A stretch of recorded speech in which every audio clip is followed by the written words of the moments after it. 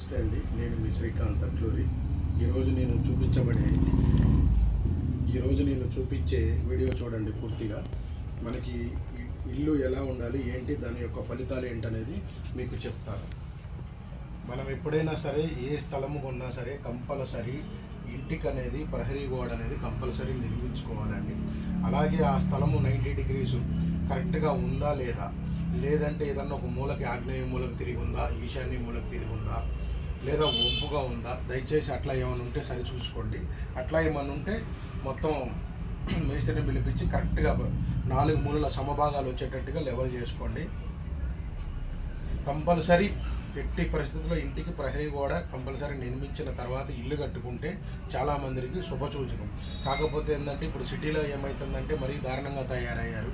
ఆ స్థలం ఎందుకులే, గజం 2 గజాలు కూడా వదులుతాం మన ఎందుకు, ఎవరి ఇంటికి వాళ్ళు ఆనించుకొని కట్టించుకుంటున్నారు. అలా కట్టుకోవటం వల్ల ఏంటంటే అది మహాదోషం. మన దోషం అన్న వాళ్ళకి వెళ్తుంది, లేదా వాళ్ళ దోషం అన్న మనకు వస్తుంది. ఎందుకంటే ఇందులో ఉండే ఇలాంటి ఇళ్లలో ఉండే కొంతమంది పిల్లలు ఏంటంటే ఎవరో ఒకరు బాగుపడటం, ఒకళ్ళు చెడిపోవటం, లేదా ఆడపిల్లలు బాగుపడటం, మగపిల్లలు చెడిపోవటం, లేదా ఆడపిల్లలకి లవ్ మ్యారేజ్లు అవ్వటం, ఇలాంటి సంఘటనలు జరుగుతూ ఉంటాయి. దయచేసి అలాంటి ఎవరు ఇల్లున్నా మనకు తెలిసిన వాళ్ళైనా సరే, మన పక్కన వాళ్ళైనా సరే ఎవరైనా ఉంటే వాళ్ళకి చెప్పి, సొంత స్థలం అయితే సరి చేసుకోండి. సరి చేసుకోలేమో అనుకుంటే దానికి సంబంధించిన వాస్తు పురుషులకు సంబంధించిన యంత్రాలు ఉంటాయి, కనీసం ఆ యంత్రం అన్నా స్థాపించుకోండి. ఆ యంత్రాలు కూడా ఎక్కడ పడితే అక్కడ తీసుకోవద్దండి. వాటికి హోమాలు, జపాలు, యాగాలు ఇవన్నీ ఉంటాయి. అవన్నీ చేసిన యంత్రాలు అయితేనే మనకు ఫలితం ఇస్తాయి. ఆన్లైన్లో, టెంపుల్లో ఎక్కడ పడితే అక్కడ మాకు యంత్రం దొరికింది కదా అని అవి పెట్టుకుంటే అది మనం 100% ఫెయిల్ అవుతాము. దయచేసి 4 మూలల కంపల్సరీ ఇట్లా స్క్వేర్ యాంగిల్గా ఉండాలి. దయచేసి ఇల్లు ఇట్లా ఉండే స్థలాన్ని బండి ఆకార స్థలం అంటారు. ఇది ఈ ఇంట్లో, ఇలాంటి ఇంట్లో ఎవరెవరైతే ఉంటారో వాళ్ళ మగ సంతానం పైకి రారు, ఆ ఇంట్లో ఉన్న మగాళ్ళు పైకి రారు, ఆడపిల్లలై లవ్ మ్యారేజ్లు ఉంటాయి. ప్లస్ ఇంకోటి ఏంటంటే వాళ్ళకు 100 ఎకరాల ఆస్తులు ఉన్నా సరే వాళ్ళు రాను రాను అప్పులు పాలైపోయి చివరికి ఆ ఇల్లు కూడా అమ్ముకునే పరిస్థితి, ఆ స్టేజ్లోంచి వాళ్ళు వస్తారు. అలాగే అమ్ముకొని కూడా వెళ్ళిపోతారు. దీన్ని బండి ఆకార స్థలం అంటారు. ఇది వరండాలోంచి వాళ్ళు ఇట్లా ఎంటర్ అవుతారు ఇంట్లోకి. ఈ ఇంటి ఆకారం చూడండి. ఇది తూర్పు, ఇది పడమర, ఇది ఉత్తరం, ఇది దక్షిణం. ఇలాంటి ఇళ్లలో ఉన్న వాళ్ళకి మాత్రం కంపల్సరీ ఆడపిల్లలకి 2 పెళ్ళిళ్ళు, వాళ్ళు అప్పుల పాలు, కోర్టు కేసులు, వ్యసనాలు, ప్యాకాట్లు, దురలవాట్లు, అమ్మాయిల తిరుగుళ్ళు, మద్యపానం అలవాట్లు, ఇలాంటి కంపల్సరీ వాళ్ళకి 100% ఉంటాయి. వాళ్ళు ఎంతమంది 4 సంతానం ఉండని, 6 సంతానం ఉండని, ఇలాంటి ఇంట్లో ఎవరైతే ఉంటారో టోటల్ డెడ్ అండ్ ఇక జీరో.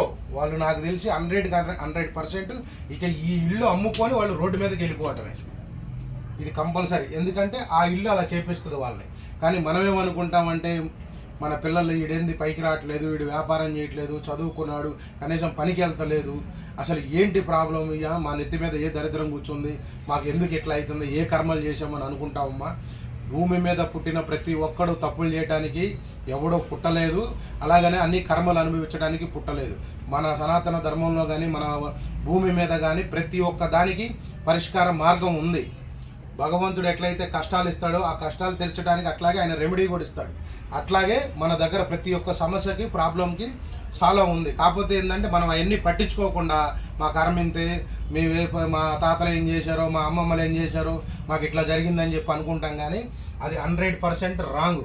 ఎందుకంటే ముఖ్యంగా ఫస్ట్ మనం చేయవలసిన పని వల్ల ఒకటే, మన ఇల్లు కరెక్ట్గా ఉందా లేదా. ఓకే, మా ఇల్లు 100% కరెక్ట్గా ఉంది. తర్వాత మన పిల్లల జాతకం కరెక్ట్గా ఉందా లేదా. ఈ 2 ఉంటాయి, అంత మించి ఏది ఉండదు. ఎవడో దొంగ కాదు, ఎవడో దొర కాదు. ప్రతి ఒక్కరిలో భూమి మీద పుట్టిన ప్రతి ఒక్క జీవుడు మంచోడే. కాకపోతే ఏంటంటే కొన్ని సమస్యల వల్ల కొన్ని మనం పట్టించుకోకపోవటం వల్ల ఇట్లాంటివన్నీ మనం అనుభవించాల్సి వస్తుంది. దయచేసి మనం ఉండే ఇల్లు ఫస్ట్ వాస్తువుకి ఉందా లేదా 100% నేను చెప్తున్నానండి. ఎందుకంటే వాస్తు వల్ల నేను 2 ఇళ్ళు అమ్ముకోవాల్సిన పరిస్థితి వచ్చింది. మా 2 ఇళ్ళు కరెక్ట్గా లేక, ఇది నాకే జరిగిన సంఘటన, ఎవరికో జరిగింది, యథార్థ సంఘటన నేను చెప్పటం లేదు, నాకు జరిగింది కాబట్టి నేను క్లియర్గా చెప్తున్నా. దగ్గర 2 ఇళ్ళు అమ్ముకోగా బ్యాంకులో లిక్విడ్ క్యాష్ 20 లక్షలు, 70 తులాల బంగారం, 70 తులాలు కూడా బంగారం అమ్ముకొని చివరికి రోడ్డు మీదకి రావాల్సిన పరిస్థితి వచ్చింది మా ఇళ్ళ వల్ల. మా అమ్మ వాళ్ళు ఆ రోజుల్లో తెలియక కట్టారు. ఆ తర్వాత నాకు కొంచెం వాస్తు మీద అవగాహన ఉండేది, కానీ కొద్దిగా తెలిసిన అంతగా పట్టించుకోవాలా. ఇట్లా కాదు అసలు ఇది ఎందుకు ఇట్లా అవుతుంది అనేది ఈ మధ్య నేను పూర్తిగా ఇందులోకి రావటం జరిగింది. ఎవరు పడితే వాళ్ళు చెప్తే వాస్తు కాదమ్మా. ఒక విశ్వకర్మ శాస్త్రం, ఆయాది గణితం, మనసారాంశము, మాయామతము బుక్స్ ఉంటాయి. ఇవి కంపల్సరీ చదవాలి. చదివిన వాళ్ళకే ఇందులో ఉన్న లాజిక్లు ఏంటి, అసలు ఇంటికి ఉన్న పరిణామాలు ఏంటి, ఇంటి యొక్క కొలతలు ఏంటి, మన ఇల్లు ఏ వైపు ఉంటే, రోడ్డు ఎటువైపు ఉంటే మనం ఎటు కట్టుకోవాలి, ఇవన్నీ ఉంటాయమ్మా. 100% నమ్మాల్సిందే. నమ్మితే మీకు 100% యోగం. ఇక నమ్మకపోతే ఎవరు ఏం చేయలేము. దయచేసి ఆలోచించుకోండి. ఎవరిదైనా సరే ఇలాంటి స్థలం ఉంటే తక్షణం ఆ ఇంటిని ఖాళీ చేసి వెళ్ళిపోండి.